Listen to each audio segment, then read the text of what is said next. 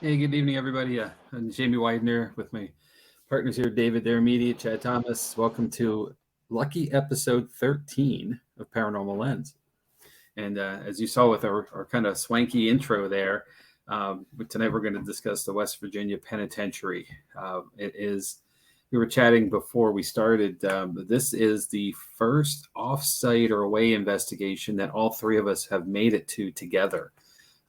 It was a little over a year ago we were there, so it was time to revisit it. And it's been on my mind lately as far as a place I'd like to get back to. So I thought let's talk about it and revisit and go back around the bend with it. And here we are. So I'll just dive right in. The intro kind of gave away some of the stuff about it. But it's an interesting place because it is truly foreboding. It has large walls. I'll get into the size of that stuff, but it's a walled prison. It's not a fenced prison. It was commissioned in the newly founded state of West Virginia in 1866. West Virginia at that time had ceded from Virginia, created its own statehood, and they did not have a prison for anyone at that time. So it was kind of a lawless land out there on the western end of the Virginia area, and they decided to put up this big prison. And it was built over the course of 10 years with prison labor. So those who were incarcerated, Chad, if you slide up one, it was a foreboding structure, as you're seeing here. It is a design modeled after the Northern Illinois Penitentiary in Joliet, Illinois. And if you don't know what that is, think of the opening scene of the Blues Brothers when Jake gets out of prison and Elwood's there to pick him up. He comes out of this huge castle-like looking thing. We're broadcasting near Lancaster, Pennsylvania, and the Lancaster County Prison is very much in this kind of stylization as well. It looks like an old castle. So it is a Gothic revival design with castellated features by definition. And again, simply stated, it was designed to be foreboding and miserable, and it did not disappoint for those who were sentenced there, as we'll get to. It officially opened, again, 10 years after it was commissioned in 1876. 251 male inmates were there. And again, most of them helped with the creation of the prison. The original facility had what was called a north wagon gate, because this was the 1800s. There were horse-drawn carriages and horses coming around. There were no cars yet. It was a place where people would come in and be able to get off their horse, leave it there in the stable area, and do business with the prison as they needed to. There was a north and south cell block, and the north block housed a kitchen, dining spaces, a hospital, and a chapel. And between the cells, there was a 4-story tower, which you see in this picture, that housed the female inmates. And there were very, very few. And also the warden and his family who lived on the upper floor, the top floor.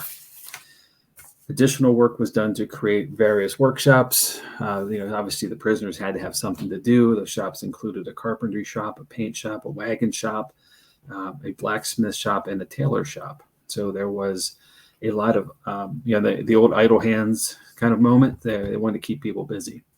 And included in that was a brickyard and a stone yard, plus a bakery. So some creative stuff there being done as well. You go to the next slide. This kind of gives you an overview from the air of how big this place really is. Now, it was added on to, and I'll get to that in a second. So the original wall, which is kind of the line, kind of just a little off center to the right, shows the original part of the prison. The rest was added on a little bit later on. But it's still a huge property and a huge facility. There was additional revenue created for the prison. There was an on-site farm, which is part of what that large yard was, where that white roofed area is now, was open space back then. And also they used prison labor at a local coal mine, which the state estimated on saving about $14,000 a year. And in late 1800s, early 1900s, that was a lot of money by using prison labor and then selling the excess coal that they didn't use on the site for extra revenue. And turn the century to 1900, the annual warden's report stated that the prison conditions were good and the discipline of inmates had become nearly perfect. Now, I can't imagine that's true, especially as we go to the next slide. You start to see the physical shape of the place. Obviously, Some of this has been updated from the early days with the electronic cells that this picture has. Those cells are operated by a station at the middle of the block, down far to the left, and each floor had its own control board. So the doors would all open together and close together. The inmates would be given that time to get ready to go to the yard or to dinner or food, whatever it was, exercise and or medical care. Most inmates, though, lacked any formal education, and a school along with a library was built at the same year to help reform and educate the inmates. And the inmates were required to go to classes. You can imagine, late 1800s, early 1900s, there weren't, these folks were coming from rough and tumble lifestyles. They were in this, basically uneducated, and the thought was try to educate them and they'll reform faster or better, and not always the case. As good as things seem, they got progressively worse as the facility aged. And you go to the next slide, you'll start to see this is the maximum security wing, and you're starting to see some more overlay of various separation here. There's chain link separating the floors, separating the upper level so things aren't tossed down or falling onto people below.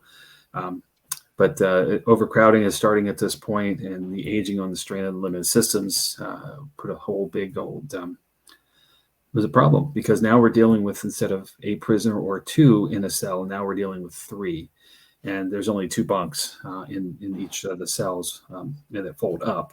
The third prisoner who was sharing that cell had to sleep on the floor, and if he wasn't careful, when the doors closed for lockdown, if his feet were anywhere near the end of the doorway, they would get cut, or in some cases cut off, and amputees happened here because of that. So it was way, way uncomfortable and crowding, and a very unhappy place to be. Eventually, that glowing endorsement that the warden gave in 1900, eventually the prison would become one of the U.S. Department of Justice's list of top 10 worst prison facilities in the country. So West Virginia had a solution to the rise in violence and criminal behaviors, and that was to make the facility bigger. And this is the add-on that you saw 2 slides ago, where it now is this whole kind of complex adding on to the right side of the prison. That began in 1929 and then did not finish until 1959. So it took time, a lot more time, and not using prison labor, interestingly enough, that it took so long to do so. So stuff had happened there. One of the things that West Virginia, being a new state, it didn't have a whole lot of oversight laws. So they allowed capital punishment, and it was originally hangings. So there were, in total, as you saw in the opening part of the segment, 94 men were executed at this prison over the course of time. And that originally was hanging, and it was actually quite a public affair. Outside in the yard, very near the North Wagon Gate, where there now are basketball courts, there was gallows there, and an individual who was going to be sentenced. This Moundsville, West Virginia, is not a big place, and most people either worked at the prison or knew somebody who worked at the prison. They certainly were aware when executions were going to happen, and people would bring basically picnic lunches and come and gather and commiserate, obviously to see the person be executed, but also in a kind of a social gathering sense. It was an event day when it was happening. And, obviously the families of the victims would come, the family of the criminal would come if they were able. However, there was a day, June 19th, 1931, where a fairly obese gentleman named Frank Heyer was to be executed. And his execution went off as planned. However, his extraordinary weight, when the noose was tightened around his neck and the door dropped and the floor dropped off, he became decapitated. And that was the end of public executions for the general public to view. So that day is kind of infamous, and I can imagine the gore that went with that. And obviously people are bringing in their kids, and a whole family day kind of thing, and not exactly what you expected. Although, why would you bring your kids to this in the first place?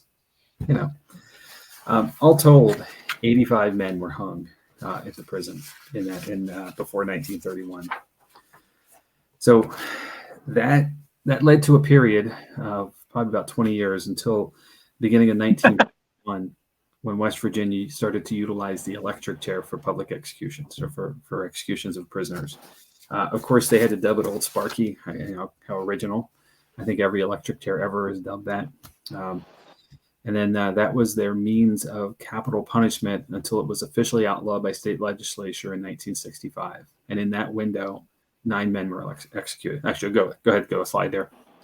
This is a picture from the lobby of the prison of all of the men who were executed. The only picture that's missing, you'll see, is the second or third one up from the top left. And that's because that gentleman, they didn't have time when they executed him. If you can, and it's really very hard to zoom in on this, but one of the things that I found really interesting about looking at this picture, of course, is that they're all wearing suit type, jackets and ties and so forth. But if you look really closely, especially being there, you'll notice that the dress shirt that they're wearing ties to is their prison overall. So they got gussied up, if you will, for this picture, which was going to be their last one. But they are, still fully incarcerated. So this part of, the 94 deaths is a significant part of, the activity, I believe, at this facility. However, it is not all of what's gone down. We had the privilege, Chad and I specifically had the privilege of taking the day tour before the investigation that evening. And one of the things that, the guy doing the tour is a former prison guard, and, the facility only shut down back in 95. So it's not that long ago. It's been used for training for state police and so forth since then, technical teams and so forth. But one of the things that struck me was that there are at least 2,500 additional deaths that happen in the facility from prisoner to prisoner violence. And I thought that was really significant because, the length of time and the amount of energy that went through this facility based on all that violence, is pretty heavy there, and you can still kind of feel it. And of course, that's not the only thing. So there are some other instances I thought worth noting. First and foremost, there was an actual prison break, and this is not the Fox show from back in the day. Back on November 7th, 1979, well within my lifetime, 15 inmates escaped, and all were quickly recaptured except for a fellow named Ronald Turney Williams, who managed to get outside, and in doing so, got a service revolver from one of the guards. And there was a fellow coming by the prison that day with his wife named Philip Kessner, who was an off-duty West Virginia state trooper. And he saw what was happening, he understood it, and he worked to try to capture Mr. Williams. And in doing so, Williams shot him. And eventually, he died from the wounds a day or so later. So a violent escape, no less.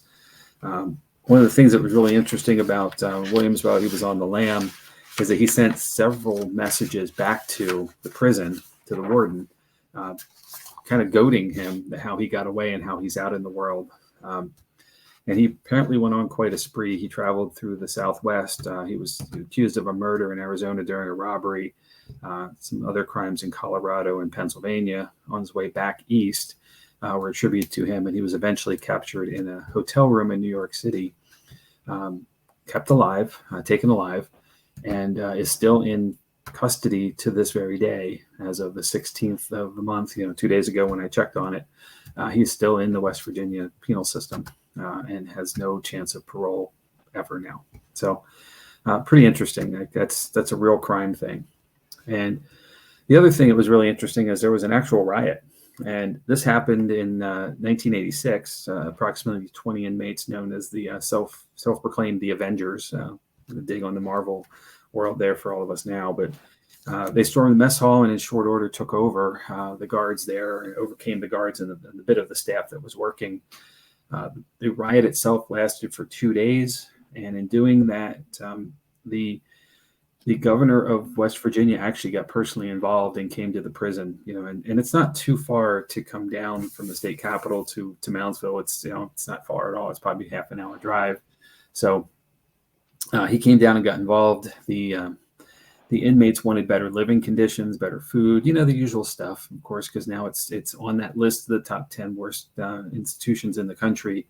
And they were given privy to the fact that the state was already working on building a brand new high tech, if you will, or a brand new facility offsite from the location in Moundsville. And the prisoners eventually surrendered themselves back. But in doing so, 3 more prisoners were killed in, again, prisoner and prisoner violence. So more and more deaths tolling up. So, with all this stuff happening, all this energy and activity, there are some significant paranormal claims happening. You'll go slide, please. There's old Sparky. So, and this is on display in the lobby. It's not, it's not they don't hide it in the back kind of thing. It's the front and center. This is one of the 2 or 3 original chairs that they had. We found the other ones actually in a storage room while we're investigating, which was kind of creepy. Next slide. So paranormal claims. This one's a big one. So this is a picture captured by a paranormal investigator named Polly Gear of what has become known as the Shadow Man. The image was captured in a long hallway separating from the main lobby and where the visitation spaces would be for people to come in and talk to prisoners, toward the cafeteria near the north gate area. This image has been tested by many paranormal teams, including us. We tried to recreate this, and it has never been replicated, and it's never been debunked that it's a fake.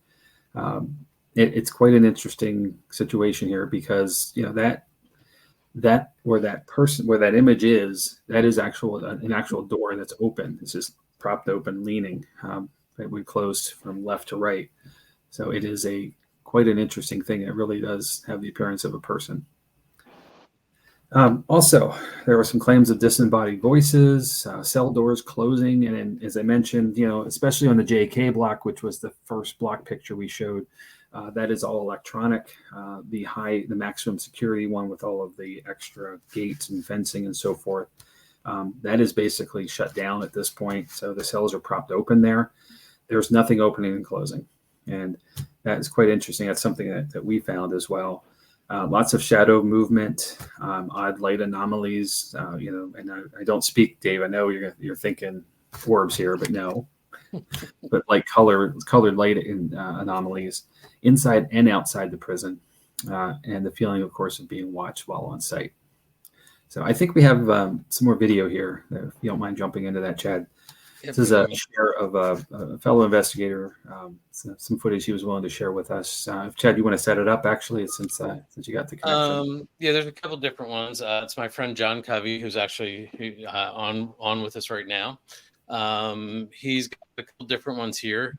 One I didn't pull, Jamie, was one you were talking about, actually, where they heard cell doors slamming in the background. But I didn't pull that one. I think this first one is red cell. So let me just roll it, and then we'll see what we come up with.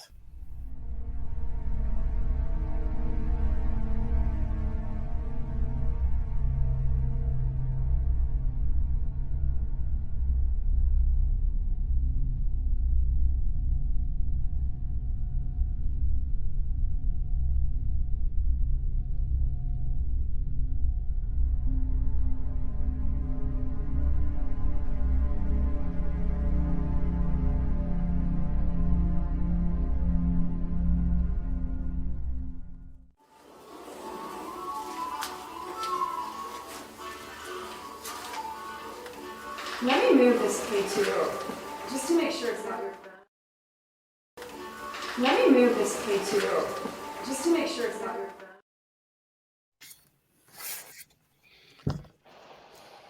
phone. So apparently that no that we all heard was not a real person. So I'm not sure if it was disembodied voice or an EVP. John, if you're on, let me know if you knew which way that went. So that one I found kind of interesting. This next one, John was in a cell block, I believe by himself, doing a burst EVP session. So let me just go ahead and play that one.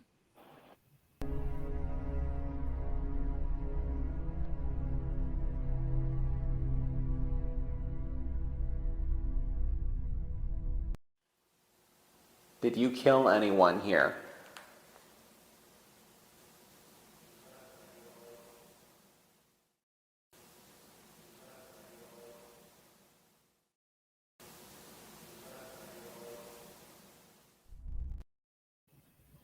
Wow. Again, with a lot of EVPs, they're not clear, but there's definitely something there. John was alone in that area. So it's sort of interesting that, they picked up something. Then I've got one more that I'll set up a little bit. John's a psychic medium. So while he was doing his tour, they challenged them to figure out where a certain inmate was killed. And as he was walking through, he got a sense that a certain place that this was the place, and he was talking to somebody, and this is the response that they got.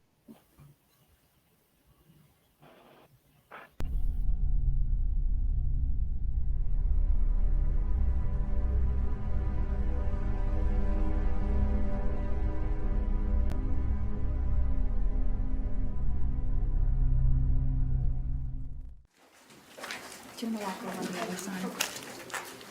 I have them right here. I have them right here.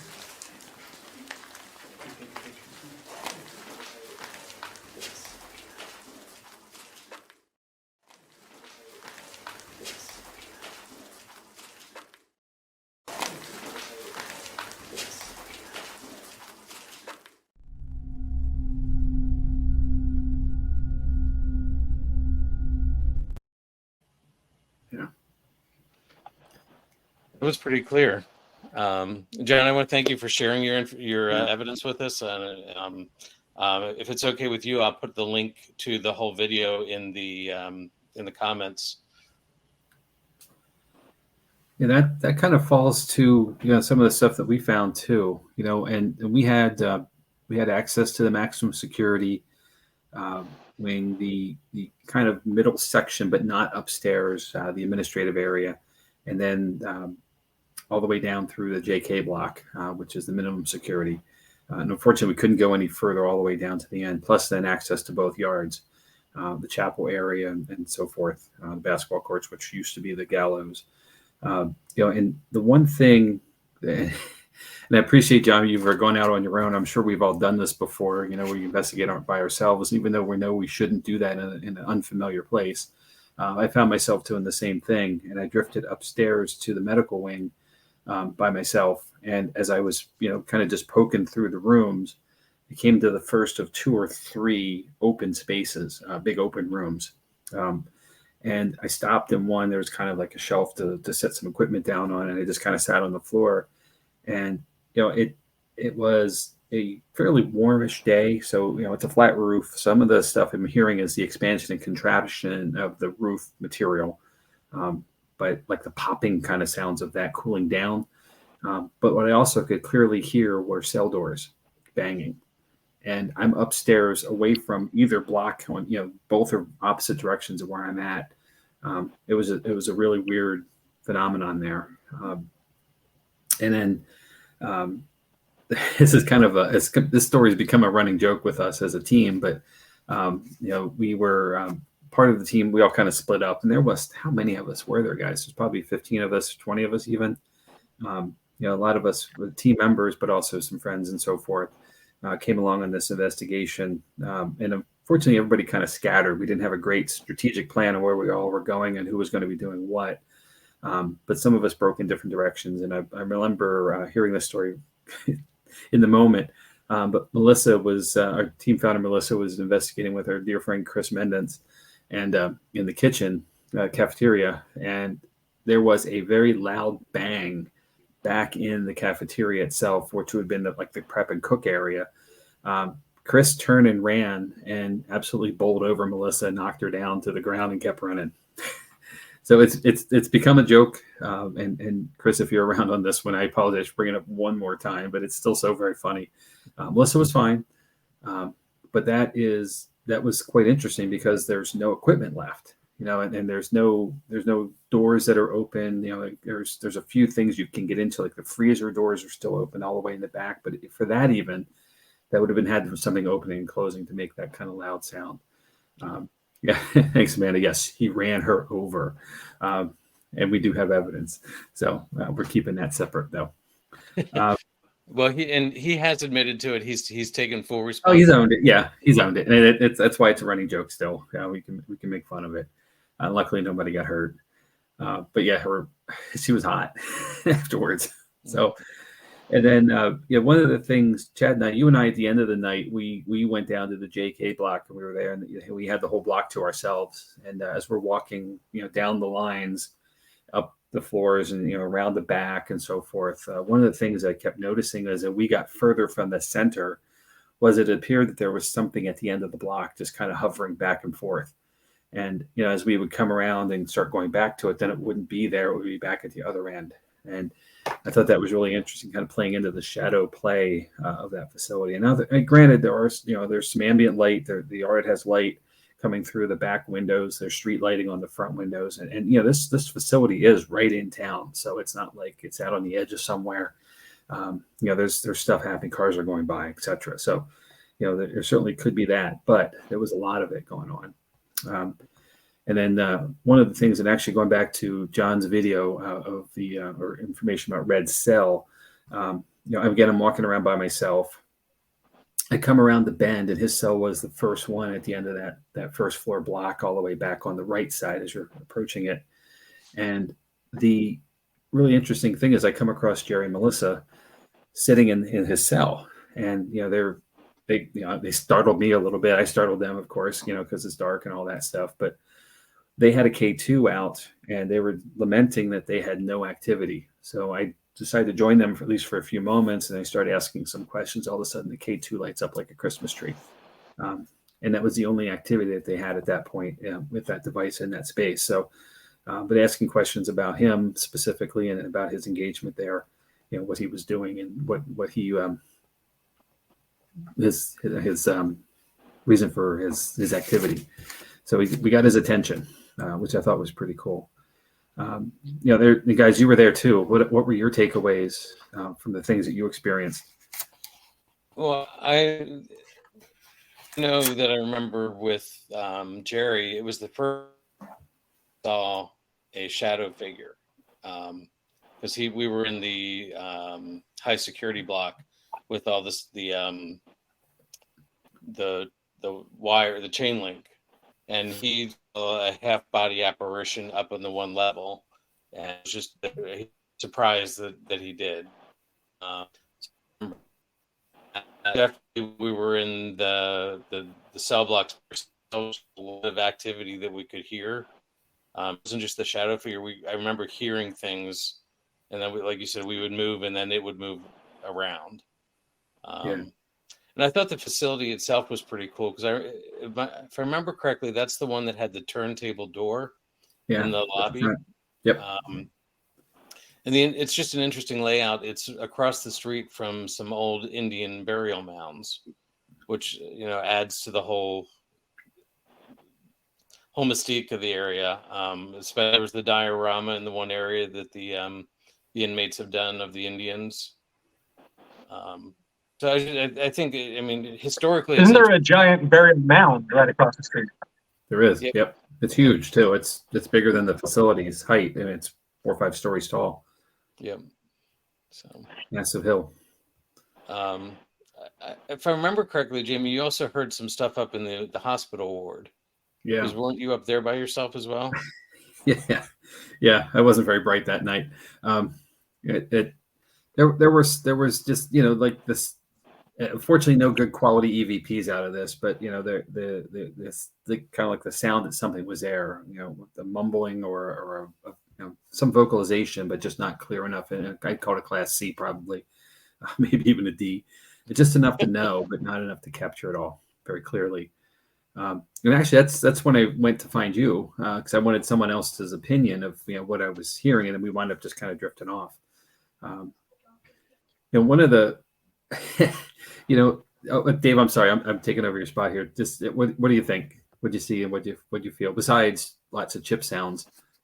Oh, I trust me. I don't need to talk. I spent most of the night frustrated that night. I know we got nothing, and like the story is well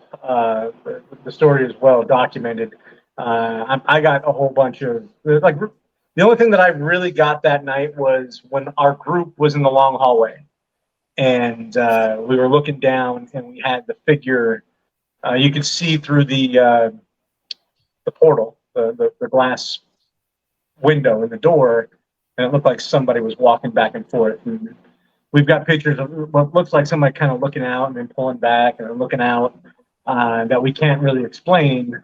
So that's really, yeah, I didn't get much of anything anywhere else that whole night. Like I said, that night I spent most of the evening frustrated due to the group that we were with and the relatives. Like, it's a long.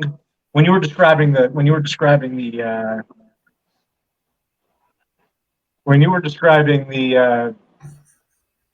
facility, it's actually the West Virginia State Penitentiary and the Ohio State Reformatory is what the Shawshank prison is based upon for the movie, The Shawshank Redemption. So if you can imagine, it's just all steel and porcelain and bars and concrete. So every bit of sound that you make echoes from one end of the place to the other. Yeah.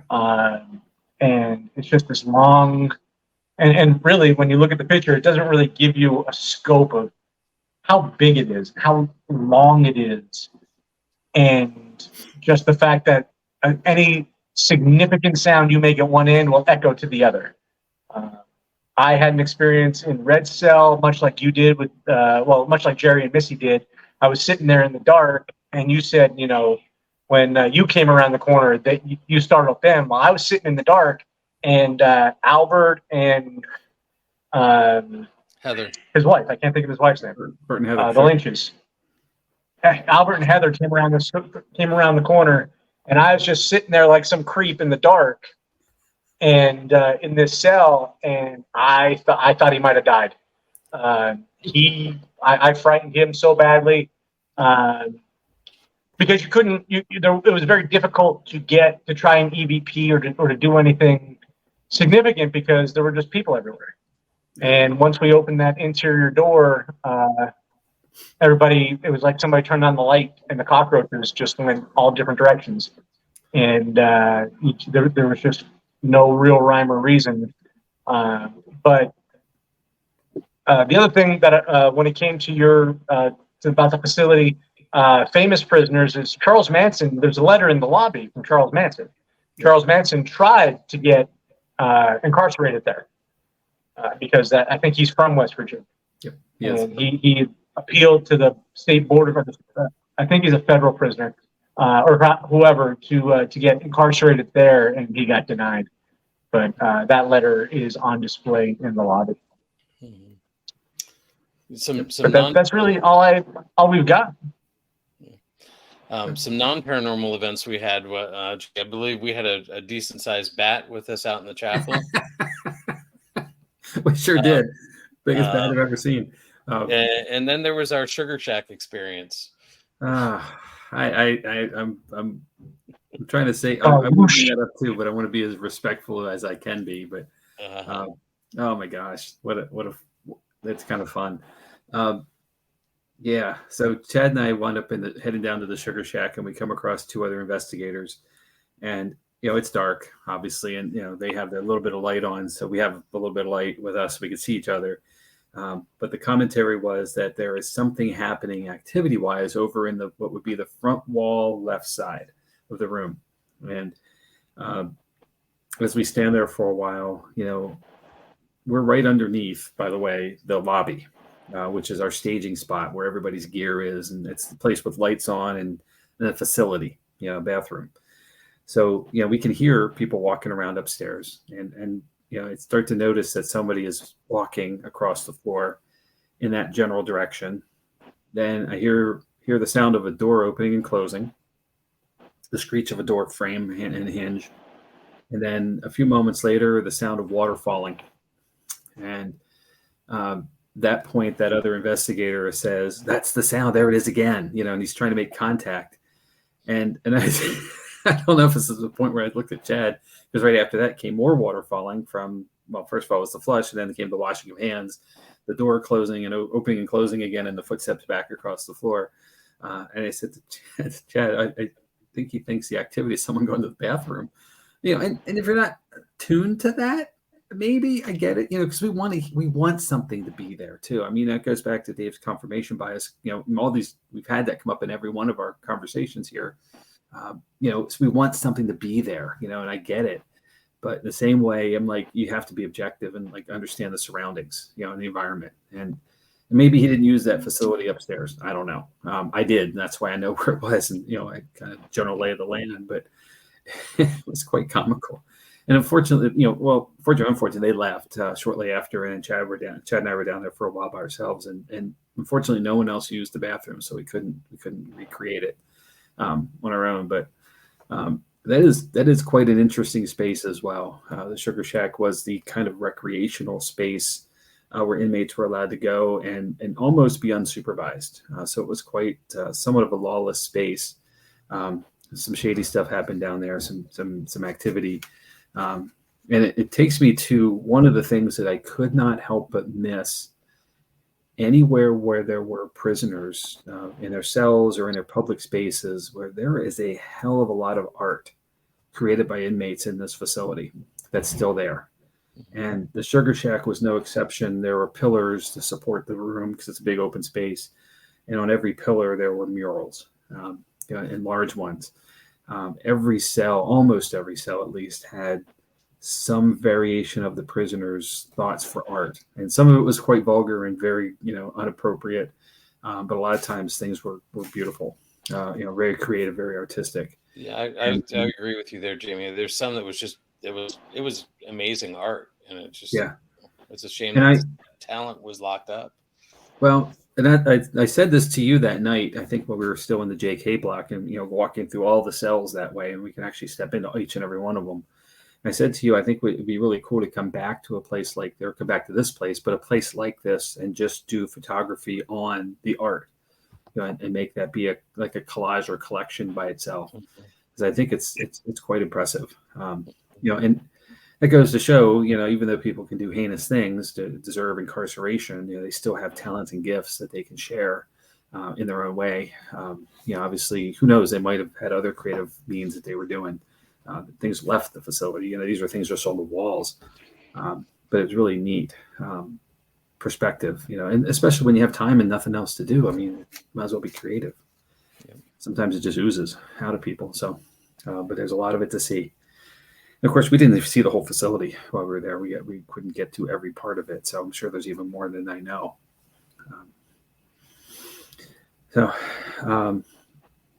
Any additional thoughts on the place, guys? You want to go back? No, definitely. I want to go back. They do have some paracons down there. I'm not sure if you were going to get to that or not, but I am. Okay.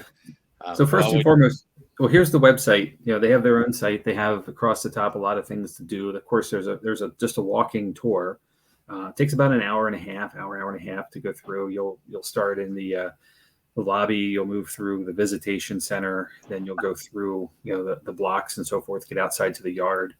Where the executions took place, and it's all done by staff of the prison, former staff of the prison who come back around. Really well worth it. Interesting to see it in the daylight. I'm glad I did that first, and I honestly I think that's as we all get around to places. I think the daytime tour is really helpful just to get the lay of the land and have an understanding, because things are a little disorienting in the dark sometimes. Just to get your spacing where you need to be. They do haunted houses in the Halloween season. And that part of that is down in the Sugar Shack off to the far end of it, moving into the part of the prison where we weren't allowed to go. And I'm sure that's because that's set up as that as well. Think of the kind of the jolt and scare kind of stuff happening there.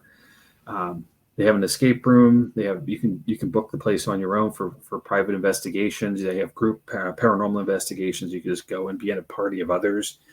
Which is hit or miss sometimes. You never know who you're going to investigate with, but certainly it's more cost effective than having the place to yourself kind of gig. We have to have a lot of people to make it cost effective, but really well worth it. And they have a gift shop, so you can get stuff. So If you're a police force and you need a place to go training, they do training there Yeah. with their police forces. Absolutely. You get the whole penitentiary to yourself. So that's a really cool thing. And then also the next slide, we'll talk about the Paracon that's coming up in September, and September 9th at the facility. And then as John alluded to in his post earlier there was going to be a investigation afterwards that evening. So well worth it. There's plenty of Moundsville is about from where we are in South Central PA. It's a good 4-hour drive. So it's not an easy in, easy out kind of thing. But there's places to stay in Moundsville. There's plenty of other stuff to stay nearby. It's a town. It's not a city. But there's plenty of stuff there. The usual things you'll find: hotels, restaurants. Well, Columbus is right down the road too. What's that? Columbus, Ohio, is right down the road. It's 40 minutes away. Columbus is probably 3 hours away, due west. It's From across. Moundsville? Yeah, it's across the state. So there's honestly not much on the Ohio side for a little while. It's kind of, and this is that sliver of West Virginia at the very peak. So it's a very narrow point. 2 hours. It's a little while. One thing, Jamie. Oh yeah. I drove down there. I thought it was closer. You and I think you got to take part in this. We got locked in a cell while we were on our tour. Yes, we did. Yeah. That was an interesting experience. Don't want to do that again. No. You think 5 by 8 is pretty big. It's probably the size of your bedroom growing up, right? Especially if you were one of the latter kids in the line. And that's fine when you can come and go as you wish. But man, when that door's shut and all you've got is a bunk and a bath, a toilet and a sink, and nothing else, that's sobering. And that's how people live for years, if not decades, at that facility. And no, thank you. Not cool, not at all. I'm scared straight, pun intended. Yeah, that's another cool part of the tour. That you got to see how the kind of center console controlled everything. You could open single doors or multiple doors. And the regiment that the inmates had. When they had to go places, the bathrooms are in the stalls, but the showers are open air. Kind of thing. There's a brick wall, but if you're on an upper floor, you could see the person showering down below, and there was minimal privacy at any point as an inmate there. That was really interesting. Not cool. So, well, guys, that's about all I have. It's a place I'd like to get back to. Again, I think that it's worth revisiting, and I think there's a lot more to do there, see there, than we were able to capture. I agree with you 100%, Dave. We needed a better plan. We needed a plan in general before we started that night, and everybody was so excited to get started. Once they opened the door, everybody kind of just went, and we didn't talk. So that was a strategic moment for all of us, I think, to learn from. I agree with you. Every time we turned a corner, it seemed like someone was there. Hence to try to get away. But having access to both north and south blocks, having access to the administrative facility, having access to the hole in the sugar shack and both yards, the chapel, there was enough space to spread out a bit. You just had to hopefully get lucky that no one else was there before you, or at least not intrusive when you got there yourself or they got there. So, but it's a huge facility, man. It is just so cool. And I really look forward to getting back again sooner than later. So maybe we'll see John in September. Who knows? Maybe. Yeah. And John, thank you. Thanks for sharing your information, your videos with us.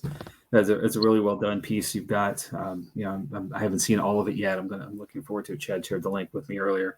I'm looking forward to sitting down with it and getting the full depth of it all. Thanks for the work you've done and you're continuing to do in the field. Appreciate you. Okay. All right, guys. Let's wrap up the episode then. All right. So you've got the Jot Nick's Paranormal upcoming events. So on the 22nd, which is this Saturday, we have a public investigation at Boobies. The following Saturday, we are headed to White Hill Mansion in New Jersey with our John Nix New Jersey group. We just had an investigation last night, actually, with them at Crescent Sanitarium out near Altoona, Pennsylvania, and we'll be heading down to White Hill with them this coming Saturday. Then the following Saturday, we have another public at Boobies. And then August 11th and 12th, that would be the following Saturday and Sunday. I'm sorry, is that Saturday and Sunday? No, it's Friday and Saturday. We have the Hinsdale House in Hinsdale, New York, outside of Olean, New York, and the Wildwood Sanitarium, which is relatively close up there. I think it was an orphanage and a sanitarium as well, so that should be a good time. The 19th, the week after that, we got another public. And then we are going to finish up the summer on September 2nd on on Labor Day weekend with Daryl Marson at the Red Mill Museum Village, where we'll be hosting, and Daryl will be hosting, and we'll be running the event.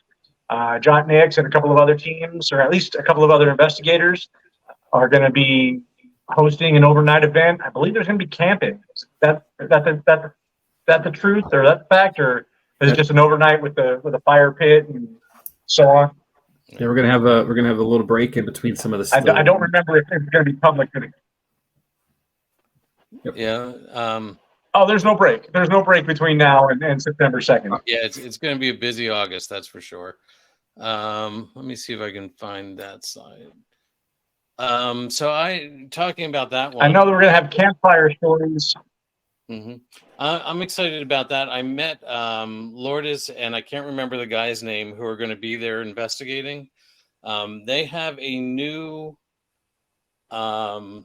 It's sort of like a spirit box, but they're doing it differently. They're using white noise. They're filtering it and they're slowing it down. They actually showed it at showed some clips from it at Gettysburg this week. And it's very interesting. They're getting almost, and you know how with the spirit box you get chopped sentences because of how it scans through the radio frequency. They get 3 or 4 sentences at a time in this device. Wow. So it could be interesting. I'm looking forward to seeing their equipment and how it works. And they're still in development with it, but it looks really, really interesting. So that I'm looking forward to that. So sorry, I didn't mean to step on you there, Dave. I just remembered that. And No, by all means. I'm foggy on some. I mean, you were down at the Bash this week and in Gettysburg, and meeting folks and I'm assuming, is that where you met them? Was down at the Bash? Yeah, they actually did a speaking. They did about an hour speaking engagement with their equipment, so it was pretty cool. And then for us next week, since we're going to White Hill Mansion next Saturday, we're going to be focusing on White Hill Mansion. We're going to have a special guest next week. His name is Kyle Mangus. He's the vice president of the Friends of White Hill. So hopefully we'll be able to get some first person information from him. I know you were there, Jamie, but he's there quite a bit from what I understand. So it'll be interesting to see what he has to say. It's a busy place too, and they have we'll get into this of course, but the access for the public to get there.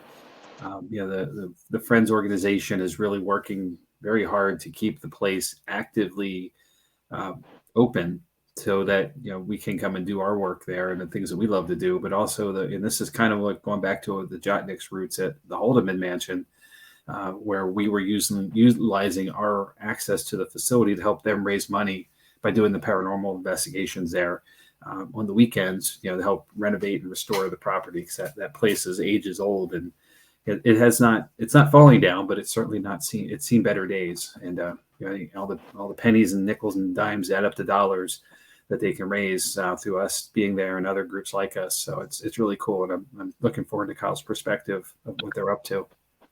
Yeah. Awesome. Well, do we have anything else this week, or we want to call it a wrap? Just the usual ways to find us, and keep giving us the likes. Our TikTok is up and running officially and formally now. There's been some good video content added to that lately, so go over and give us a follow there. Keep up with what we're up to, or we're Oh yeah,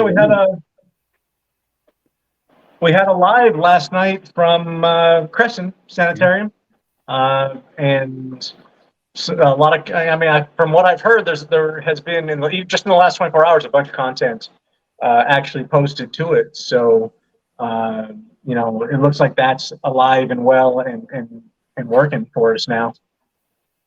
Yep, I agree. So, okay. All right, gentlemen. Lucky number 13 in the books. All right. Well, until next week then, guys. Yeah, I look forward to seeing y'all then, if not sooner. See y'all Saturday. Yes. All right. Thanks a everybody. lot. Everybody stay safe.